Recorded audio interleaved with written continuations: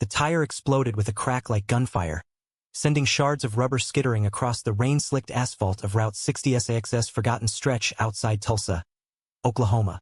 Benjamin Hayes, all of 19 and soaked to the bone, froze mid-stride on his way home from the auto shop shift that barely covered his ma's chemo bills, his heart slamming against his ribs as the sleek black Bentley fishtailed wildly toward the ditch.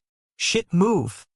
he yelled to no one but the storm, lunging forward just as the car shuddered to a halt, its driver, a ghost-pale man in a tailored suit, eyes wide with the terror of a man who'd never tasted real fear, slamming on the brakes inches from oblivion. In that split-second chaos, Benjamin's world narrowed to the stranger's face through the rain-streaked window. Sharp jaw clenched, silver-streaked hair plastered to his forehead, a vulnerability cracking the mask of untouchable wealth. The man, Alexander Voss, though Benjamin didn't know it yet, stumbled out, cursing under his breath, his Italian loafers sinking into the mud as lightning forked the sky like God's own judgment. Benjamin, pulse thundering, dropped his backpack and sprinted over, the hook of fate already sinking deep. One boy's grit colliding with a millionaire's unraveling empire, in a downpour that washed away pretenses and unearthed secrets neither could outrun. The rain hammered down like it had a grudge, turning the roadside into a river of regret. Benjamin wiped his face with a grease-stained sleeve, his sneakers squelching as he knelt by the mangled tire. "You got a spare?" he called over the roar, voice steady despite the chill seeping into his bones. Alexander Voss, heir to Voss Industries and a fortune built on oil rigs and Silicon Valley bets, stared at this black kid with calloused hands and eyes that held storms of their own, like he'd materialized from the ether. "In the trunk," Alex managed, his East Coast polish fraying at the edges, hands trembling as he fumbled for his phone. No signal. No AAA on speed dial in this godforsaken stretch of Americana. What the hell was he doing out here anyway? Alex thought, the question gnawing like the bourbon he'd nursed at the Tulsa fundraiser before peeling out in a haze of bad decisions. Boardroom wolves circling his CEO throne, a divorce decree still stinging fresh from the ink, and now this. Stranded, exposed, at the mercy of a stranger who looked like every underdog story Hollywood peddled but never paid royalties for. Benjamin popped the trunk with a practiced yank, hefting the spare like it weighed nothing, because to him it didn't. He'd changed tires on rusted-out Fords for his neighbors since he was 14. Back when his pops walked out and left the family haze with nothing but a stack of medical bills and a fridge that hummed empty. "Name's Benjamin," the kid said, not looking up as he jacked the car, muscles coiling under his damp hoodie like a spring ready to snap. Rain traced rivulets down his neck, disappearing into the collar, and Alex found himself staring, too long, too raw, before snapping his gaze away. "Alex?" he replied, voice clipped. But there was a crack in it, a gratitude he hadn't voiced since boarding school days when vulnerability was beaten out like weakness. Benjamin glanced up then, water beating on his lashes, and flashed a grin that cut through the gloom. Crooked, genuine, the kind that said he'd seen worse than a billionaire's breakdown. "Well, Alex, looks like you're stuck with me till this holds air. Ever changed one yourself?" Alex laughed, a short bark of a sound that surprised him. "Can't say I have. Closest I've come is signing off on a merger for a tire company." Benjamin snorted, wiping mud from his hands on his jeans, the easy rhythm of his work a balm against the knot in Alex's chest. They talked as the spare went on. Benjamin about the shop's leaky roof and how he'd aced his GD online while pulling doubles. Alex about the fundraiser's hollow toasts, the way Tulsa's skyline mocked his isolation. It was small talk laced with something electric, a spark neither named, born of shared solitude under the relentless downpour. By the time the jack clanged down, the storm had eased to a drizzle, and Benjamin's backpack waited like a sentinel by the berm.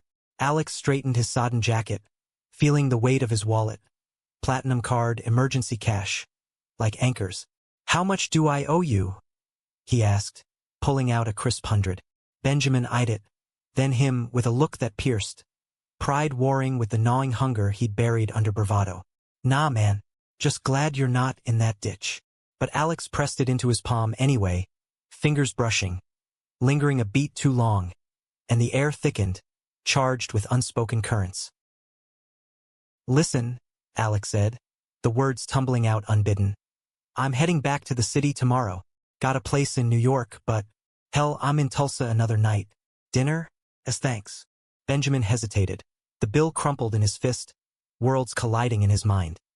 The trailer park calling him home to Ma's cough echoing through thin walls, versus this magnetic pull toward a life that glittered like fool's gold. Yeah, he said finally, voice low. Yeah, okay. And just like that, the tire was fixed, but the real puncture, the one to Benjamin's guarded heart, had only just begun. As the Bentley's taillights faded into the twilight, Benjamin trudged the 3 miles home, the 100 burning a hole in his pocket. He stopped at the corner store, splurging on Ma's favorite chamomile tea and a loaf of bread that wouldn't mold by morning. The trailer park loomed like a scar on the Oklahoma plain. Sagging porches, chain-link fences rattling in the wind, kids chasing fireflies in the dust. His ma, Etta Hayes, sat on the stoop when he arrived, her scarf slipping over brittle curls, chemo's cruel toll carving hollows in her cheeks. Boy, you look like you wrestled a gator, she teased, but her eyes sharpened on the bag. What's this? Long day, Benjamin deflected, boiling water on the hot plate that doubled as their stove. He told her about the Bentley, the storm, the stranger. Omitting the dinner invite, the brush of fingers that lingered like a promise. Etta listened, sipping her tea, her gaze knowing. Worlds full of rich folks drivin' fast and crashin' hard. Benji. Don't let 'em drag you under. He nodded, but sleep evaded him that night, the ceiling fan whirring like accusations. What was he doing? Chasing shadows with a man old enough to be his uncle, whose life smelled of leather seats and loneliness. Morning broke humid and unforgiving, Benjamin's phone buzzing at dawn. A number from the city's prefix. Etta's diner, 7 sharp. Alex's voice crackled, smooth as aged whiskey. Don't ghost me, kid. Benjamin's stomach flipped, a mix of nerves and thrill he couldn't name. He showered in the communal stall, the water cold and fleeting, scrubbing away the grease but not the what-ifs. Dressed in his least faded button-down, borrowed from the shop's lost and found. He kissed Ma's forehead and slipped out, the 100 now tucked into her nightstand drawer for bills. Etta's was a relic. Vinyl booths cracked like old skin, coffee strong enough to strip paint, waitresses calling regulars Han. Alex waited in a corner booth, out of place in his crisp button-down, sleeves rolled to reveal forearms veined from stress more than labor. He stood when Benjamin approached, that grin boyish, disarming, flashing. You clean up nice, Alex said, and Benjamin felt heat crawl up his neck, chalking it to the diner's steam. They ordered burgers for Benjamin, steak for Alex, the millionaire insisting on picking up the tab with a wink that felt like foreplay. Conversation flowed like the Arkansas River after rain. Easy, meandering, dipping into depths neither expected. Alex spoke of boarding schools in Andover, the pressure of a legacy that choked like a noose. Father dead at 40 from a hunting accident that whispered suicide in boardroom corners. Mother remarried to a senator who collected mistresses like art. I build empires, Alex said, fork pausing midair. But what's it matter when the throne's empty? Benjamin leaned in, drawn by the raw edge in that polished voice. Sounds like you're running from something, not toward it. Alex's eyes met his, storm gray, piercing, and for a heartbeat, the diner faded, leaving only the hum of possibility. Benjamin shared fragments of his own mosaic. Pops vanishing after a bar fight, Ma's diagnosis like a thief in the night, nights studying by flashlight when the power cut. I fix things, he said, tracing the table's gouges. Cars mostly.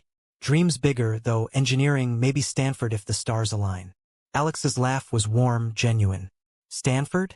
Kid, you got fire. Ever think about interning at a firm like mine? The offer hung there, casual as cream in coffee, but Benjamin's pulse raced. Opportunity or obligation? As plates cleared, Alex's hand brushed Benjamin's again. Deliberate this time, sending a jolt like static from the neon sign.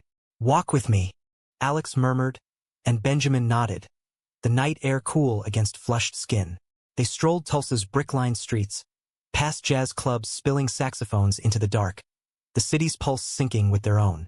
At Alex's hotel, a gleaming tower mocking the trailers back home, hesitation gripped them. Thanks for this, Benjamin said, throat tight. Alex stepped closer, thumb grazing his jaw, the touch igniting something primal, forbidden. Stay, Alex whispered, Not a command but a plea.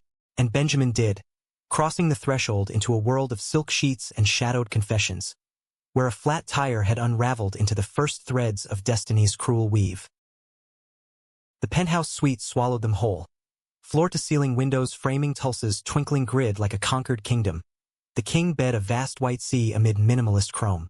Benjamin's sneakers squeaked on marble, a foreign invader in this sterile luxury. Alex poured scotch from a decanter that probably cost more than Ma's trailer, handing a glass over with eyes that stripped away defenses. To flat tires and fate, he toasted, clinking rims, the liquor burning sweet down Benjamin's throat. His first real drink, not the watered swill from corner stoop parties.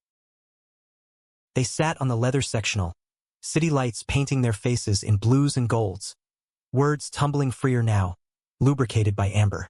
Alex confessed the divorce. Elena, the socialite wife who'd traded vows for venture capital, their marriage a merger gone sour. She said I was cold, he admitted, voice fracturing. Like my old man. Maybe she's right. Benjamin listened, scotch warming his veins, seeing not the mogul but the man. Cracked porcelain begging to be mended. Cold? Nah, you're just guarded. Like me. Their knees touched, a spark leaping the gap, and Alex's hand found Benjamin's thigh, tentative, then bold. The kiss came like thunder after lightning. Alex leaning in, lips crashing soft then fierce, tasting of scotch and desperation. Benjamin froze, then melted, hands fisting in silk as years of hidden longings surfaced, stolen glances at the shop's rough-hewn mechanics, dreams quashed by small-town whispers of that kind of boy. It was messy, urgent. Teeth nipping, breaths mingling, Alex's stubble rasping against Benjamin's smoother jaw. They broke apart gasping, foreheads pressed, the air thick with what they'd unleashed. Is this okay? Alex murmured, vulnerability raw. Benjamin nodded, voice husky. More than. Clothes shed like old skins. Benjamin's hoodie pooling on the floor. Alex's shirt unbuttoned to reveal a chest dusted silver. Scars from a childhood fall hidden under boardroom armor. They tumbled to the bed, bodies mapping uncharted territories. Alex's fingers tracing the curve of Benjamin's spine, eliciting shivers. Benjamin's mouth exploring the hollow of Alex's throat, drawing moans that echoed like confessions. It was tender amid the fire, kisses lingering on collarbones, hands learning rhythms of give and take. Benjamin, atop, moved with a grace born of instinct, their union a symphony of gasps and whispers, the city below oblivious to the revolution above. Dawn crept in rosy-fingered, finding them tangled in sheets, Benjamin's head on Alex's chest, heartbeat a lullaby. What now? Benjamin whispered, fear threading his awe. Alex stroked his hair, voice steady for the first time in years. Now, we figure it out. Together. Breakfast arrived on silver trays. Eggs Benedict, fresh berries, eaten cross-legged on the floor, laughter bubbling as Benjamin teased Alex's fumbling chopstick attempt at dim-sum leftovers. It felt like a beginning. Alex promising a scholarship fund for Benjamin's engineering dreams, a plane ticket to New York for interviews at Voss Tower. You're not just a fix-it kid, Alex said, eyes shining.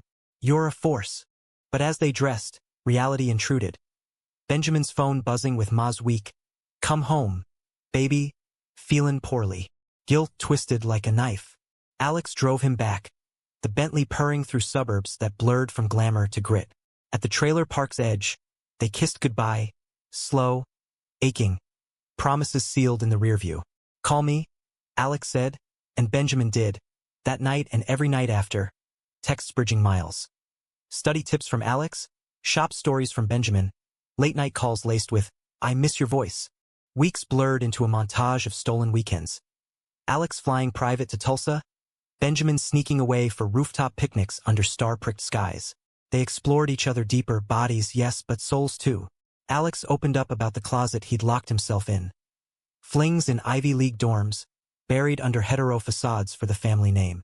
You're the first who sees me, he admitted one night, rain pattering the penthouse glass as they lay spent. Benjamin shared his own ghosts. Taunts from high school jocks, the church auntie's prayers for his confusion.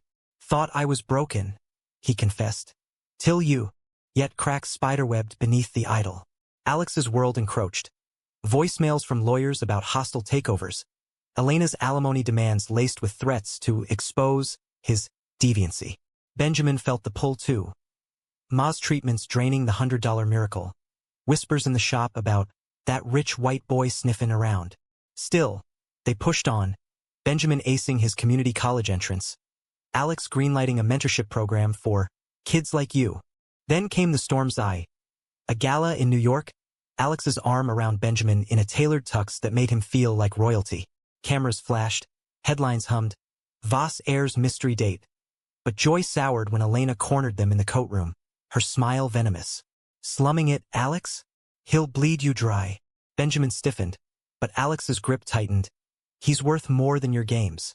They escaped to Central Park, fog-shrouded benches cradling their fury.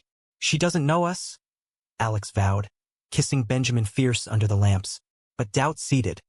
Was this love, or a rebellion's casualty? Back in Tulsa, the call came like a gut punch. Ma's cancer metastasizing, weeks left if lucky. Benjamin raced to the hospital, Alex chartering a jet unbidden. In the sterile room, Etta gripped her son's hand, eyes flicking to the suited stranger. Heard about you, she rasped, then softer. Treat my boy right or I'll haunt ya. Alex nodded, throat bobbing, staying through the night shifts, holding Benjamin as sobs racked him. It was love's forge, grief tempering their bond, Alex's wealth funding experimental trials, Benjamin's strength anchoring them. But betrayal brewed in shadows. A board leak, anonymous emails outing Alex's affair with the mechanic's son, sent Voss stock plummeting, sharks circling for the kill. Alex, cornered in a crisis meeting, lashed out. It's not an affair. It's my life. Yet when reporters swarmed the Tulsa airport on Benjamin's arrival for a visit, Alex's phone stayed silent. Hours ticked to panic. Was he ashamed? Protecting the empire? Benjamin's texts went unread, voicemails stacking like accusations. The confrontation exploded in the penthouse. Benjamin bursting in, eyes blazing. You ghost me now? After everything? Alex paced, face ashen. It's Elena. She fed the leak, threatened to ruin you too. I paid her off, to keep you safe. Betrayal hit like a tire iron. The settlement check, signed yesterday, included a gag clause on personal indiscretions. Safe, Benjamin roared, voice breaking. You bought my silence, like I'm some dirty secret. Fists clenched, hearts shattering. Alex reaching, Benjamin recoiling. I did it for us. Alex pleaded, but the damage festered, trust punctured like that first flat. They circled each other in the wreckage. Nights of silence, days of forced civility.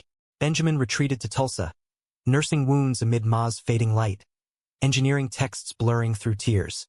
Alex drowned in boardroom battles, Scotch his only companion. Elena's gloating echoes mocking. Whispers from allies. He's toxic, Benji, run.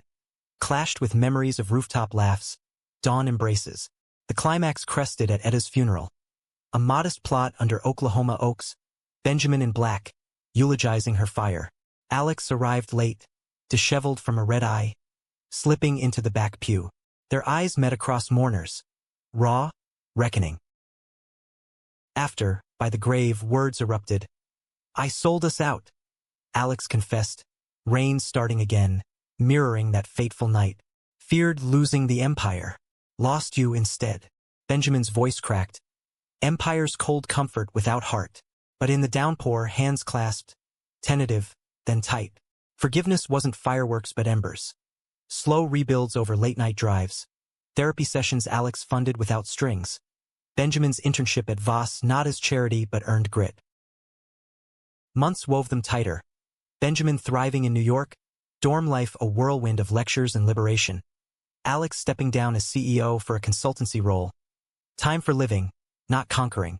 They moved into a Brooklyn brownstone, walls echoing with jazz records and shared silences. Love deepened, human scaled. Grocery arguments over kale versus collards. Lazy Sundays tracing tattoos on each other's skin. No grand gestures, just the quiet heroism of choosing daily. Destiny's twist? Benjamin's thesis on sustainable auto tech caught Stanford's eye, but he stayed for them. Alex, uncloseted in a TED Talk that went viral, championed queer youth scholarships, his vulnerability a beacon.